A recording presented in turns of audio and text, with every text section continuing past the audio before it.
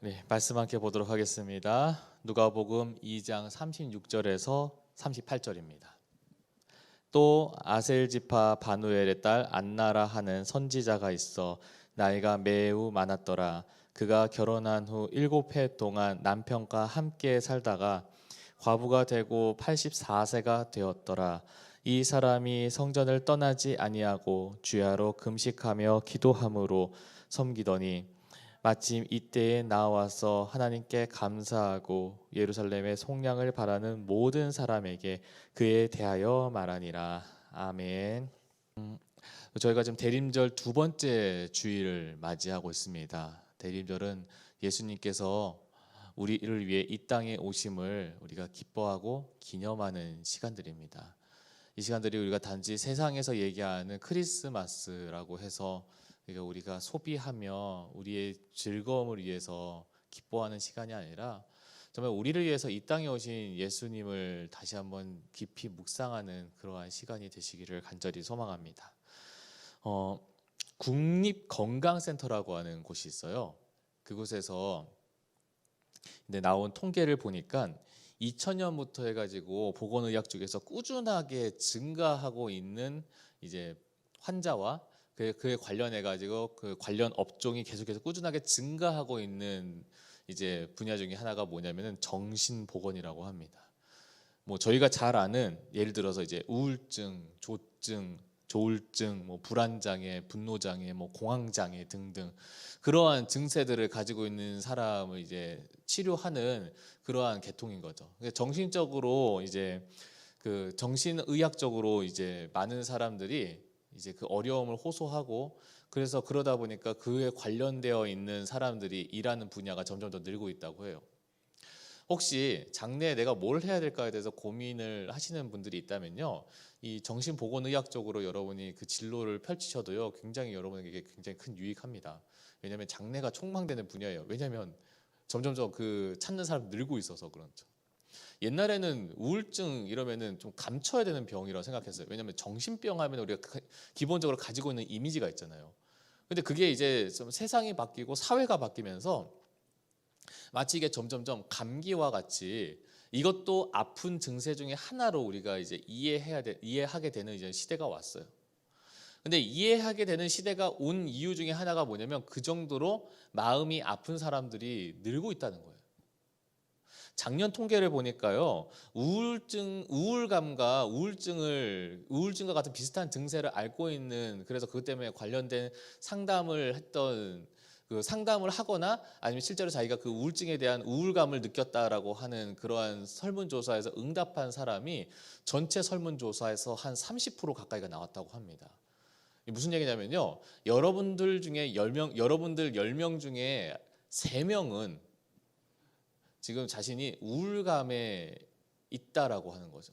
근데 이게 작년 통계고요. 또 그 얘기를 들어보니까 이 통계가 지금 점점점 올해 이제 코로나 사태 때문에 더 늘었다라고 해요. 물론 이제 반면에 좋은 건 있죠. 학교에서 이제 학교 폭력이라든가 왕따 문제에 대한 상담은 줄었다고 해요. 근데 그럴 수밖에 없죠. 왜냐면 학교로 가야 왕따를 당하든지 말든지 할 텐데, 이제 그런 상담은 줄었는데 오히려 뭐냐면 이제 계속 집 안에만 있다 보니까 그 집 안에 있으면서 답답함과 우울증에 대해서 호소하는 그러한 학생들의 비율이 엄청 늘었다고 해요. 그런 주제로도 상담하는 사람들이 굉장히 늘었다라고 하는 그 통계를 본 적이 있습니다. 결국 뭐냐면은 마음의 병이라고 하는 거는 어떠한 누군가에게만 찾아오는 것도 아니고 나랑 관계없는 사람에게만 찾아오는 것이 아니라 오히려 내 친구들 가운데 그러한 경험을 하는 친구들이 있고, 어쩌면 우리 중에서도 그러한 마음과 그러한 생각이 있는 그러한 친구들도 있을지 모르겠다라는 이야기죠. 여러분, 우리는 마음에 저마다 아픔이 하나씩은 있을 겁니다. 물론 그것을 우리가 드러내지는 않죠.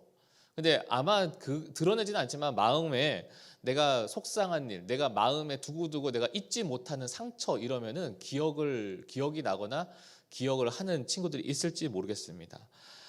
그런데 그러한 것들을 어떻게 여러분은 위로받고 싶고 치유받고 싶으세요? 어떠한 방법으로 여러분은 그러한 아픔을 치유하려고 하십니까? 아마 내가 마음에 아프고 속상하고 상처받은 그런 것을 어떻게 풀려고 하니 풀 방법이 없어서 헤매는 사람도 있고, 아니면 나는 게임으로, 아니면 나는 그냥 유튜브로, 아니면 난 오빠를 향한 덕질로 그런 것을 어떻게 해소하려고 하는 그런 분들도 있을지 모르겠어요. 그런데 그런 아픔과 상처가 어쩌면 우리 가운데 있는데, 과연 그것이 우리가 그렇게 하는 세상적인 방법이 과연 가장 최선의 처방일까요? 사실은 우리가 우리의 마음의 아픔에 대한 이야기를 오늘 말씀을 통해서 살펴보려고 합니다. 그런데 이 살펴볼 때에 정말로 우리를 낫게 해주시는 분이 누구신지에 대해서 오늘 이 말씀 가운데 우리가 혹시 이 자리 가운데 마음에 상처가 있고 아픔이 있는 분들에게 위로가 있기를 간절히 소망합니다. 오늘 말씀에 나오는 한 여인이 나옵니다. 안나라고 하는 여인입니다. 오늘 말씀해 보니까 초두부터 이렇게 나옵니다. 36절, 37절입니다. 제가 한번 읽겠습니다. 또 아셀 지파 바누엘의 딸 안나라 하는 선지자가 있어 나이가 매우 많았더라 라고 되어 있습니다. 일단 나이가 매우 많았더라고 하는 것을 이야기를 하죠. 그러면서 이렇게 나옵니다. 그가 결혼한 후에 7해 동안 남편과 함께 살다가 과부가 되고 84세가 되었더라 라고 이제 설명을 합니다. 안나는 결혼하고 나서 7년 동안은 남편과 살았던 것 같아요.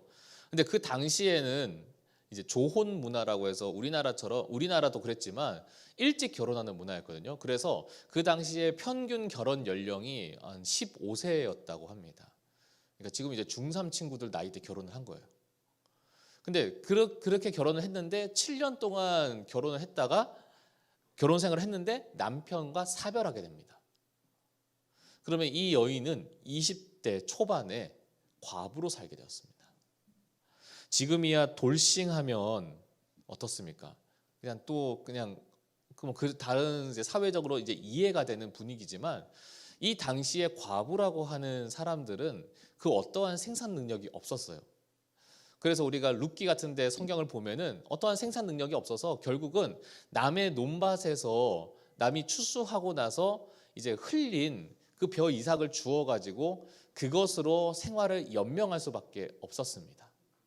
그랬던 사람이 바로 이 과부라는 존재였습니다.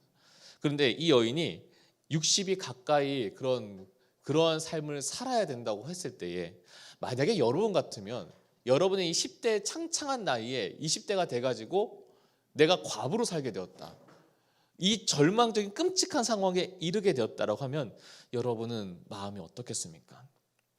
어쩌면 그거 자체를 받아들인 것 자체가 여러분 감당이 안 될 것 같아요. 저도 감당이 안 될 것 같아요.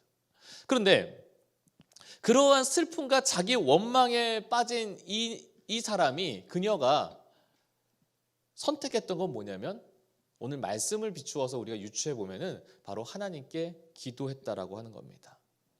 근데 그냥 기도한 것도 아니고 아무것도 먹지 않고 금식하며 기도했다라고 하는 거죠. 왜 금식하면서 기도하겠습니까?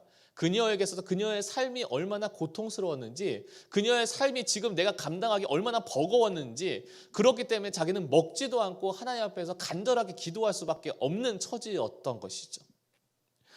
그렇게 간절히 기도했던 그녀가 오늘 말씀 우리가 잘 생각해 보면, 그렇게 해서 남편과 사별하고 그렇게 해서 비참한 지경에 이르렀지만 그 절망과 패배감과 안타까운 마음을, 그 아픈 마음을 하나님 앞에 간절히 기도했을 때 어쩌면 그녀에게서도 점점점 그 기도 가운데 하나님께서 그녀의 아픔을 점점점 그 무게를 덜어주시는 게 아닌가라고 하는 것을 보게 됩니다.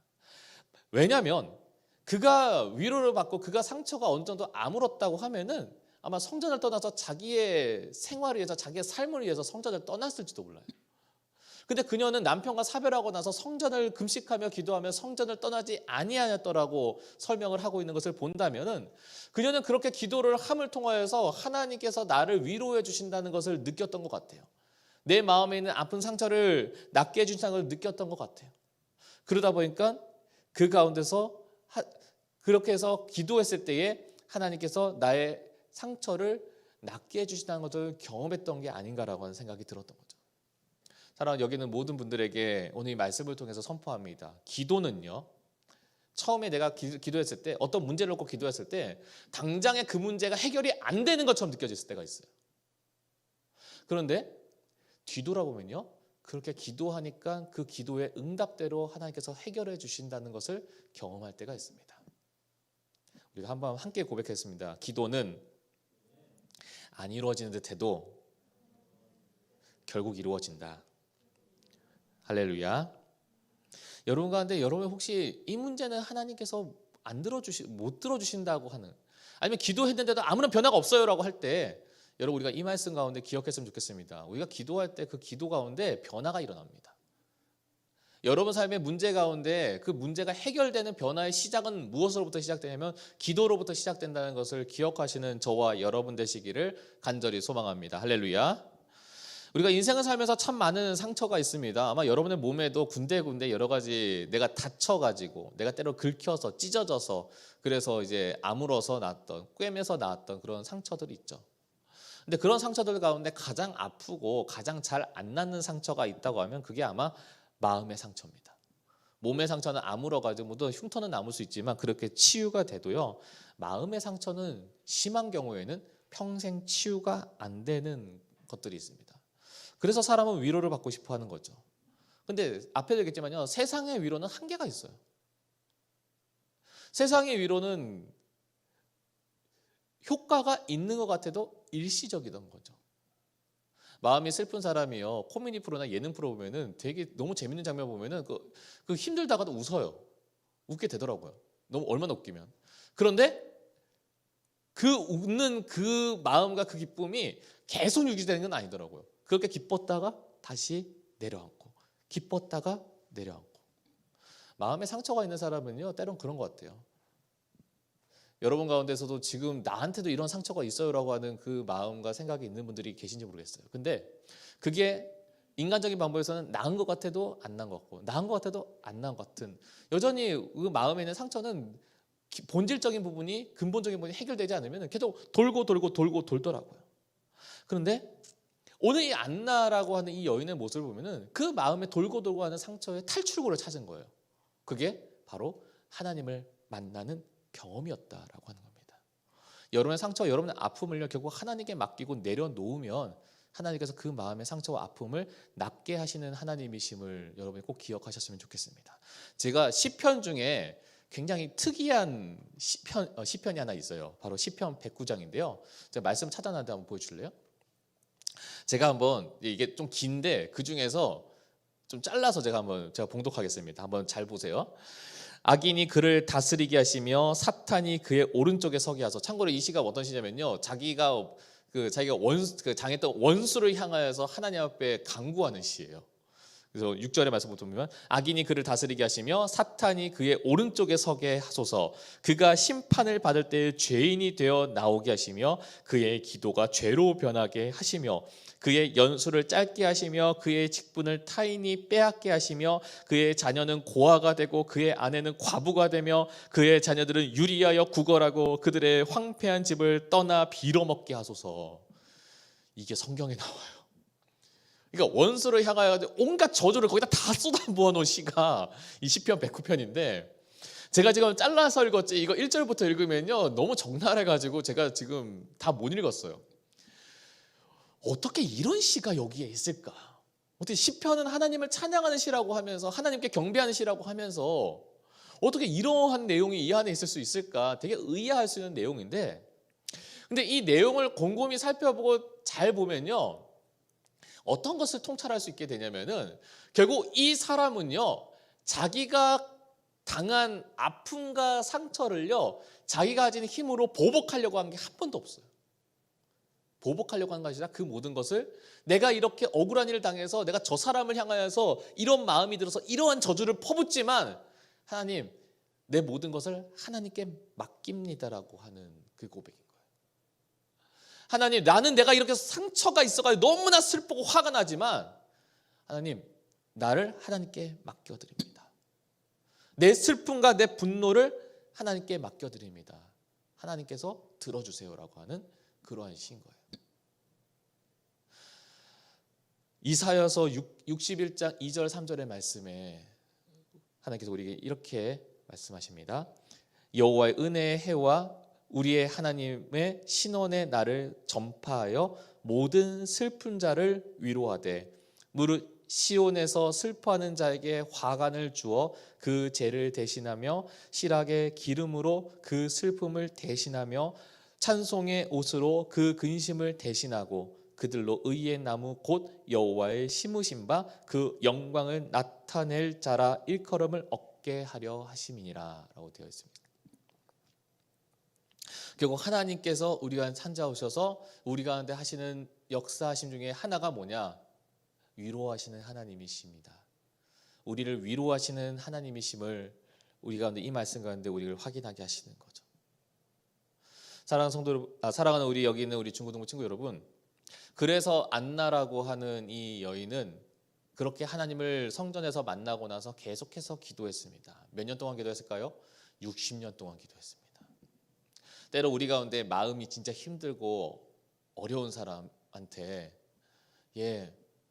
힘들지?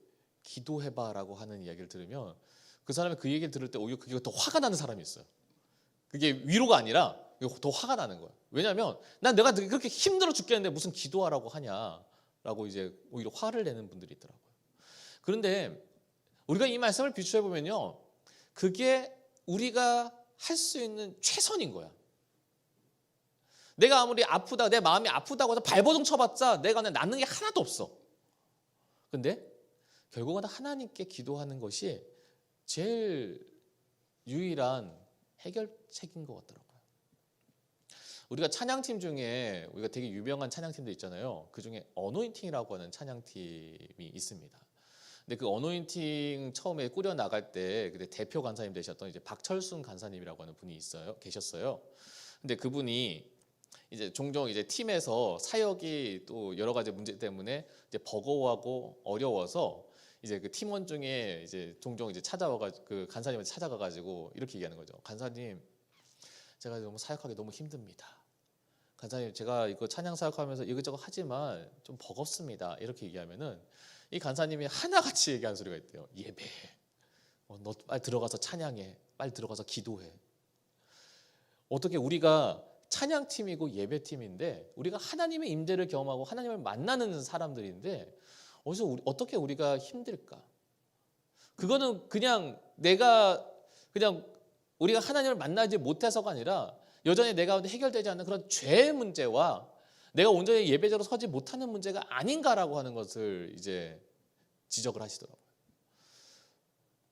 어느 선에서는 그게 맞는 것 같아요. 결국 내가 세상적인 그러한 인간적인 죄된 마음과 연약한 육신을 가지고 있어서 우리가 마음의 상처가 너무 커서 그 상처 때문에 죄된 본성이 그대로 드러나서 우리가 하나님을 더 찾고 만나는 게 아니라 오히려 그 반대로 하나님과 더 멀어지고 하나님과 더 단절되어 가려고 우리가 노력하게 되더라고요. 그래서 여러분, 아플 때 기도하세요. 힘들 때 기도하세요. 슬플 때 기도해야 돼. 왜냐? 그게 그리스도인인 여러분에게 하나님께서 주신 절대로 헤어나올 수 없을 것 같은 마음의 상처의 유일한 치유 방법이 되는 것을, 치유의 솔루션이 되는 것을 기억하시는 저와 여러분 되시기를 간절히 소망합니다. 할렐루야. 앞에도 얘기했지만 지난 시간에 시므온이라고 하는 할아버지에 대해서 봤어요. 이분은 메시아를 자기가 만날 것에 대해서 하나님께서 직접 예언 가운데 말씀하셨던 분이에요. 그래서 그렇게 성전에서 기다리다가 결국은 하나님께서 인도하신 가운데 아기 예수님을 만나게 돼요. 이 안나라고 하는 여인도요, 이 할머니도요, 그 자리 가운데 아기 예수님이 성전에 왔을 때에 시므온과 함께 아기 예수님을 만났던 사람 중에 한 사람이에요. 이 여인이 아기 예수님을 만납니다. 영적인 눈으로 시므온도 단번에 이분이 메시아임을 알아봤습니다. 안나라고 하는 이 할머니도 시므온과 함께 영적인 눈으로 봤을 때 이분이 메시아인 걸 알아봤어요. 어쩌면 늘 항상 하나님의 말에서 성전에 그 붙들린 바 되고 메인 바 되어서 그 가운데서 하나님께서 메시아를 만나게 하는 큰 축복도 그녀에게 허락하여 주셨는데, 그녀에게 그것 다음이나 그거를 넘어서서 그녀를 통해서 하나님께서 놀랍게 들어 사용하시는 것을 보게 됩니다. 물론 이 이야기를 하기 위해서 좀 이해해 돕기 위해서 제가 제 주변에 있던 한 목사님의 얘기를 좀 꺼내서 이야기를 들으려고 합니다. 이분이 어떤 분이었냐면요. 이 목사님이 이제 마음에 뜻이 있어가지고 이제 어디죠? 제주도가 아니고 저기 죄송해요. 갑자기 생각이 안 나네. 하와이 코나에 그 예수전도사에서 하는 DTS에 이제 훈련을 받으려고 가신 거예요. 근데 갔는데 본인만 간 게 아니고 본인과 이제 본인 와이프와 그리고 2살짜리 아들을 데리고 가셨어요. 보통 DTS 가서 훈련한다고 사람들이 여기서 진짜 하나님을 경험하고 하나님께서 그 목사님을 크게 세우시고 훈련시키시고 그로 말미암아 하나님께서 그분을 놀랍게 정말 가르치실 거라고 그렇게 사람들이 하게 기도하면서 그렇게 기대하면서 그분에게 위해서 중보해 줬어요. 근데 한 몇 개월 안 됐을 때 정말로 충격적인 소식을 듣게 돼요. 거기에서 이제 2살짜리 아이가 이제 어디서 놀다가 그랬는지 모르겠는데 뭐 상처가 났는지 뭐 했는지 모르겠는데 그 하와이에서도 미국에서도 그 잘 걸리지 않는 되게 희귀한 바이러스에 감염이 돼버린 거예요. 그래가지고 그것 때문에 이 아이가 그대로 병원의 중환자실에서 산소호흡기를 달고 무려 6달 동안 이제 살게 돼요. 4번의 심폐소생술을 겪게 돼요. 죽을 둥 살 동안은 그 위기를 계속 넘기다가 가까스로 그 바이러스가 생명의 위협까지는 가지 못하게 막게는 했는데 여전히 그 뇌 안에서 그 바이러스가 지금까지도 이제 돌아다니면서 이 아이를 힘들게 만드는 그러한 병을 그 DTS 가운데 이 아이가 얻게 돼요. 그래서 이 목사님이 더는 이제 아이를 데리고 이제 이 훈련을 할 수가 없어가지고 이제 중간에 그만두고 다시 한국에 돌아오게 돼요. 그나마 하나님께서 인도하셔서 사랑하셔가지고 그 아이의 생명을 하나님께서 걷어가지 않으시고 여전히 그 목사님 품에 거하게는 하셨는데 이제 그 목사님이 그 아이를 데리고 있으면서 아무래도 그 아픔이 있고 장애가 있다 보니까 여전히 그 아이를 보살펴야 되는 그 어려움이 있으시더라고요. 근데 그 어려운 가운데서도 그 목사님이 원망하는 게 아니라 어떻게든 하나님을 붙잡으려고 하나님을 찾으려고 얼마나 힘드시겠어요. 내가 아픈 건 차라리 나아. 근데 내 자녀가 아프잖아요. 그거는 미칠 듯이 아파요. 내가 아픈 것보다 그거는 한 100배, 1000배 아파. 제가 당장에 저희 둘째 딸이 폐렴 때문에 입원했잖아요. 입원했을 때 그 링겔 꽂고 있는 그것만 봐도 그게 마음이 얼마나 속상하고 눈물이 나는데 그거를 무려 6달 동안 보고 4번의 심폐소생술을 하는 그 장면을 보고 있는 그 아빠 입장에서는 그거는 너무나 큰 충격인 거죠. 근데 그 혼미한 충격 가운데서도 그 목사님이 끝까지 하나님을 붙잡으려고 하는 가운데 그 하나님의 인도하심에 대해서 함께 계심에 대해서 느끼게 되더래요. 그래서 한국에 돌아와 가지고 다시 이제 임지가 정해져 가지고 사역을 하는데 그분의 눈에 뭐만 보인 줄 아세요? 가족 중에 아픈 사람들이 그렇게 눈에 들어오더래요. 가족 중에 어려움이 있어가지고 슬픔 당한 사람들이 그렇게 눈에 들어오대요. 그래서 그분을 향하여서 위로하고 그분을 향하여서 하나님을 대신해서 아픔을 보듬어주는 일을 하게 되더라는 거죠. 이 안나라고 하는 할머니가 아기 예수님을 만나고 나서 그러한 삶을 살게 됩니다. 38절 말씀입니다. 한번 말씀을 볼게요. 마침 이때에 나와서 하나님께 감사하고 예루살렘의 속량을 바라는 모든 사람에게 그에 대하여 말하니라 라고 되어 있어요. 예루살렘의 속량, 지난 시간에 얘기하는 하나님의 위로하심이에요. 이스라엘의 해방이에요. 다시 말하면은 예루살렘의 해방을 바라고 예루살렘의 속량을 바라는, 지금 이 로마로 식민지로 인해서 고통받고 학대받고 아픔당한 사람들, 그래서 그 사람들이 아무런 희망도 없고 소망도 없어가지고 한숨만 나오며 사는 그 사람들에게 이 안나라고 할머니가 찾아가서 위로를 하게 되더라는 거예요. 자기도 평생 젊을 때 과부로 살아가지고 평생 비참하게 사는 그러한 처참한 삶을 살았지만, 나이 들어서 아무 힘이 없는 것 같지만, 그녀가 그 많은 사람들한테 찾아가서 뭘 했냐? 찾아가서 뭘 했냐? 그에 대해서 말하였다고 하는 거죠. 힘들어? 고통스럽지? 그런데 이제는 괜찮아. 메시아가 너희들에게 오셨어. 메시아가 이 땅에 오셨어. 그거를 예수님을 만난 그 안나라고 하는 이 할머니가 그렇게 했더라고 하는 겁니다. 슬픔 당한 사람에게 어쩌면 내가 감당할 수 없는 슬픔과 고통과 아픔이 있는데 그 아픔을 그대로 녹아내서 이제는 내 주변에 똑같은 아픔과 상처가 있는 사람을 낫게 하시는 치유자의 역할을 감당하게 되더라는 겁니다. 이게 성탄절에 예수님을 만났던, 그리고 메시아를 기다렸던 사람에게 찾아온 이 안나라고 하는 할머니의 모습이었습니다. 에베소서 6장 5절 마지막 말씀인데요, 제가 한번 함께 보겠습니다. 한번 찾아보실래요? 에베소서 6장 15절 말씀이에요. 네, 말씀에 참고로 에베소 6장에는 뭐가 나오냐면은 우리가 아는 하나님의 전신갑주에 대해서 나와요. 머리부터 발끝까지 뭐를 입고 뭐를 먹고 뭐를 입고 뭐를 입고 하는데, 그 중에서 신발에 해당되는 그 갑주가 뭐냐면 평안의 복음이 준비한 신.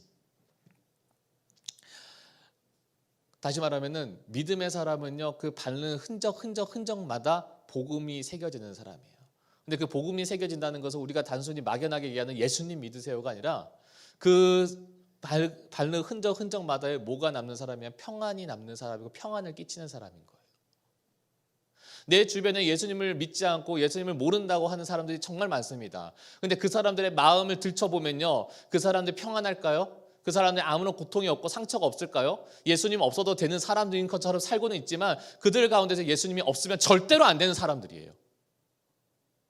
그런데 그들은 예수님이 없으면 안 된다는 것을 인지를 못해. 없어도 되는 줄 알아.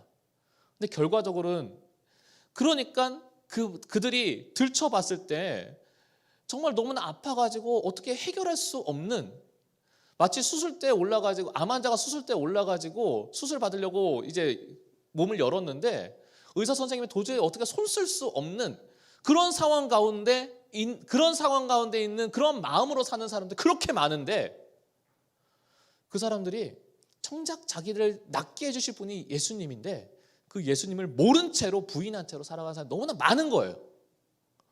근데 그들에게 우리가 남길 수 있는 발자국, 바로 평안의 복음, 그들의 마음에 있는 어떻게든 아무렇게도 어떤 방법으로 나을 수 없는 그것을 본질적인 부분을 끄집어내서 치유하시는 그 주님을 남기는 그 발자국을 바로 믿음의 사람이 여러분에게 하나님께서 주셨다는 거예요.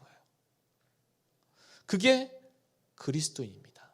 그게 예수님을 만난 여러분들이에요. 할렐루야.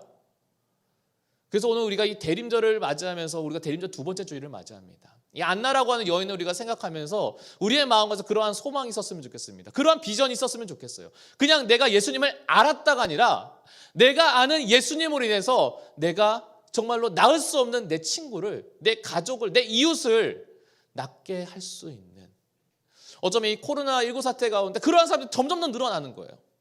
자기는 괜찮다고 하지만 우울증에 빠져가지고 헤어나오지 못한 사람들이 너무나 많은 거예요.